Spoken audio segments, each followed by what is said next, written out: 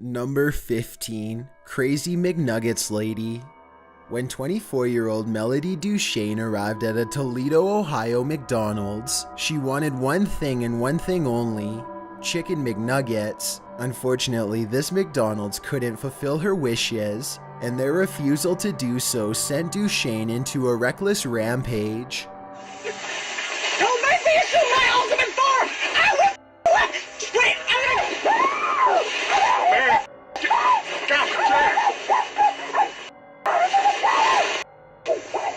oh my God! The attendant told the customer it was 10:30 in the morning and they don't serve McNuggets at this time, but Duchesne insisted that they did. When the attendant still refused her, she got out of her vehicle and started getting physical at the woman in the window. At one point, she even yelled, "Do you know who I am?" Other McDonald's workers came to the aid of the attendant, attempting to shut the drive-thru window before the girl could lunge farther inside and attack. Once they did manage to close her out, the girl began punching at the window with her elbow, screaming obscenities and lacking any semblance of self-restraint whatsoever. She then appeared to be climbing back into her car, but climbed out again to smash the window with something. After that, she drove off, seemingly satisfied with this behavior. Police were called and Duchesne was charged with vandalism, to which she pled not guilty. They say the customer is always right, but that doesn't seem to be the case this time. Number 14. McDonald's Ghost. Miss ROCIO 4441 published this haunting video in June of 2011, alleging a ghost at the local McDonald's who appeared there at night between 2:30 and 2:50 a.m. In the video, you can certainly see what appears to be a shadow floating around the restaurant. According to the YouTuber, the security camera only turns on when it captures movement. One person in the comments claims to work at this very McDonald's. Ya boy Dan 916 said, "I work night shifts in this store and I get the creeps all the time." Viewers disputed this video as well though, while some saying it could be a bug on the lens. I don't know though, but watching the shadow move around this footage certainly gives me the creeps. Could it be a past customer or McDonald's employee who passed away at this restaurant? I guess we'll never know.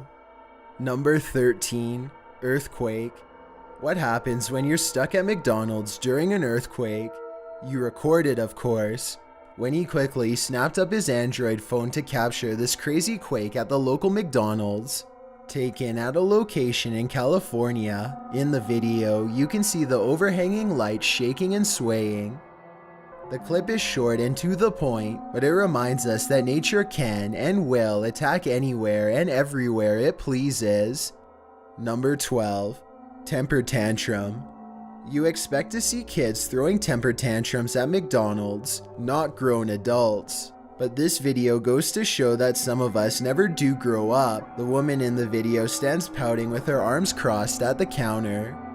She was angry about her order, having returned her hamburger twice and demanded her money back. When the employee refused, the woman went and got a water dispenser and poured it out on the counter. She then pushed the cookie container off the counter as well. Still not satisfied, she picked up one of the yellow, slippery when wet warning signs and flung it across the counter, presumably at an employee. She also pushed all 3 registers over the counter.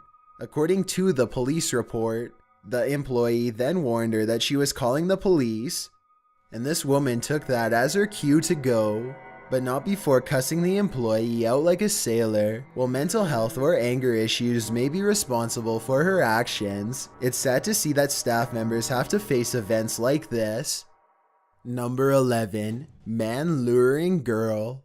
McDonald's can sometimes be a safe haven for teens, especially from those who prey on them. One young 14-year-old girl told police that a man stalked and scared her until she went to seek help at a McDonald's. The girl had been walking home the night in question when the man began following her.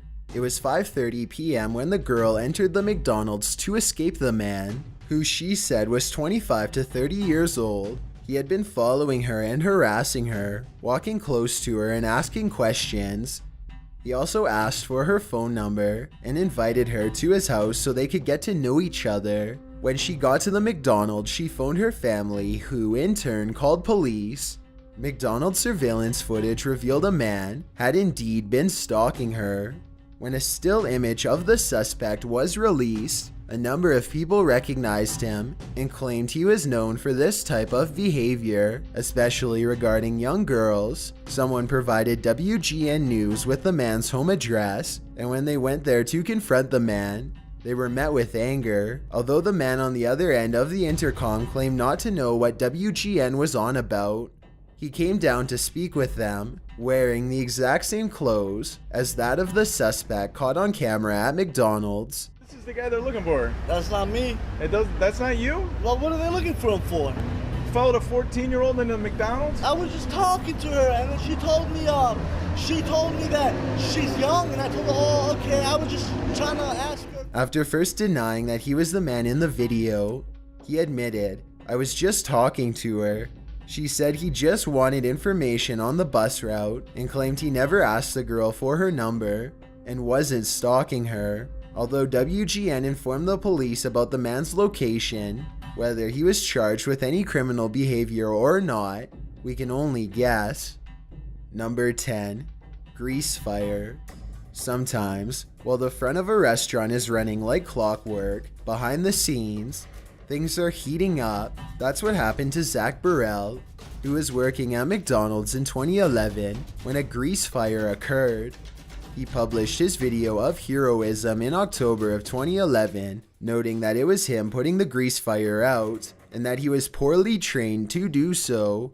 In the beginning of the video, you can see the flames spring up in the cooker. Then there's a mass panic in the kitchen, and workers start racing around, trying to figure out what to do. Every effort they make seems to throw heat on the flames, lighting it up more. Zach explains what happened. "First, I pulled the wrong mounted extinguisher, and the grill was covered in liquid. Then one of my crew members tried putting an oily lid on top of the vat to cut the oxygen off. It fell in sideways and the flames doubled. In the end, Zach grabbed a fire extinguisher to douse the flames, but not before the entire kitchen filled with smoke, leaving a dramatic scene that could have led to lives being lost. Pretty crazy," he writes, "but at least I saved the store."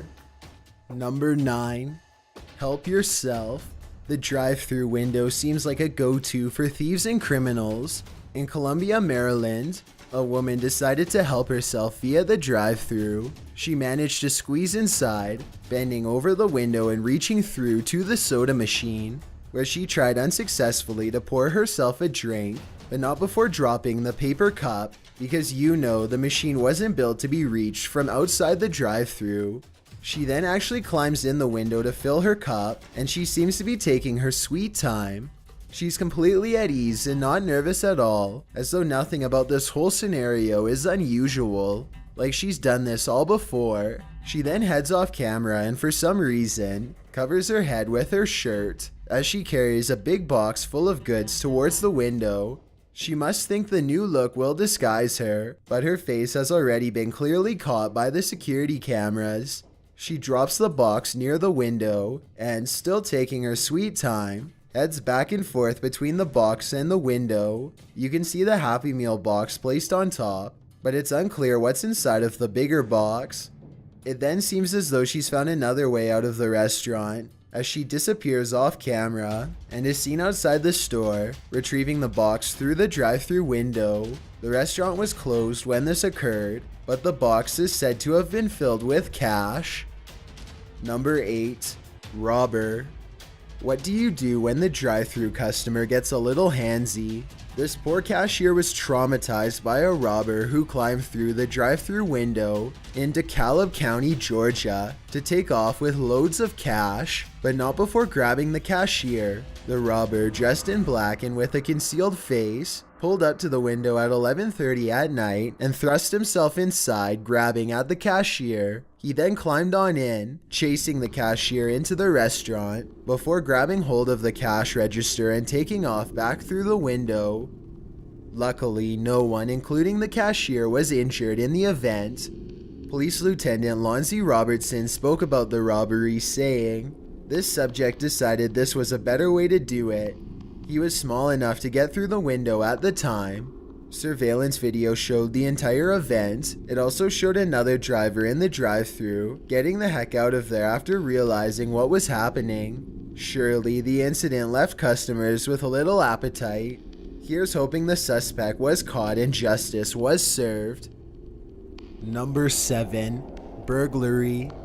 Back in 2011, as reported and published by WMUR-TV, police in Merrimack, New Hampshire were searching for a burglar who broke into a McDonald's with a hammer and stole several $1,000s from a safe.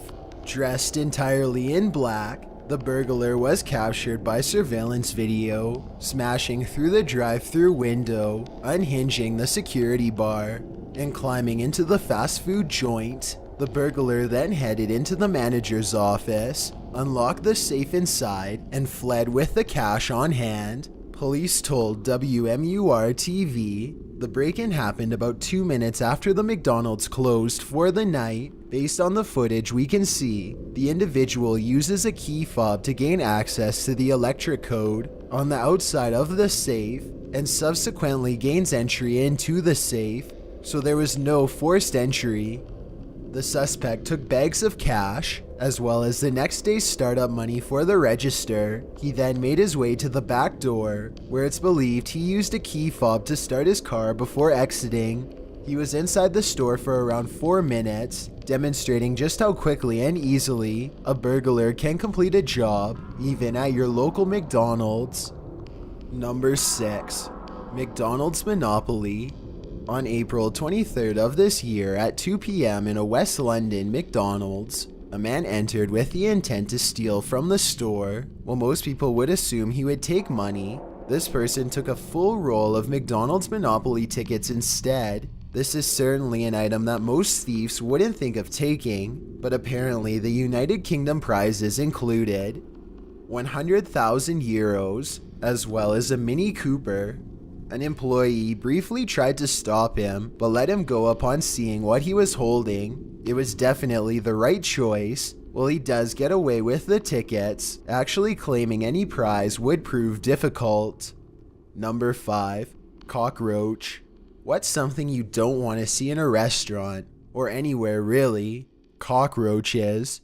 KTNV Channel 13 Las Vegas published this feature in January of 2018, writing, "A viewer sent Channel 13 a video of a cockroach on the soda fountain at a local fast food restaurant. The video has gone viral on Facebook. In the video, a cockroach is indeed seen climbing all over the soda fountain, perhaps deciding whether it wants to go with Diet Coke or Sprite. While gross to see, cockroaches can also carry pathogenic microbes, which can make them more potentially harmful than simply disgusting.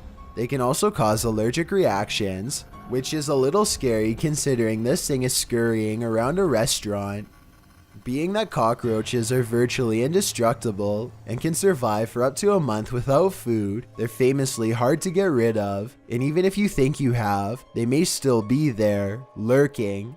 Hopefully this location dealt with the problem as soon as possible." Number 4. Crazy Man.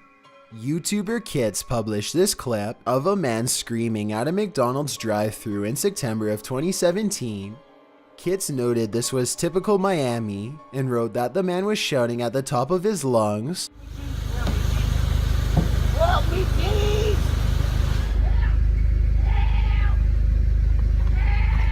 This man is off it. even though it was only 4 a.m. Absolutely no reason for this man to be screaming and throwing himself around so early in the morning, he wrote. The uploader said that before he started filming, the man in front of him was going crazy in the back seat of his car, kicking the roof of the car over and over, making it shake violently for around a minute prior to the recording. You can see the car shaking slightly in the video before the man gets out of the back seat and starts shouting into the night. The uploader claims it was substances that are causing him to act like this, and I agree with that theory. There just doesn't seem to be any other explanation. Number 3. Boiling oil.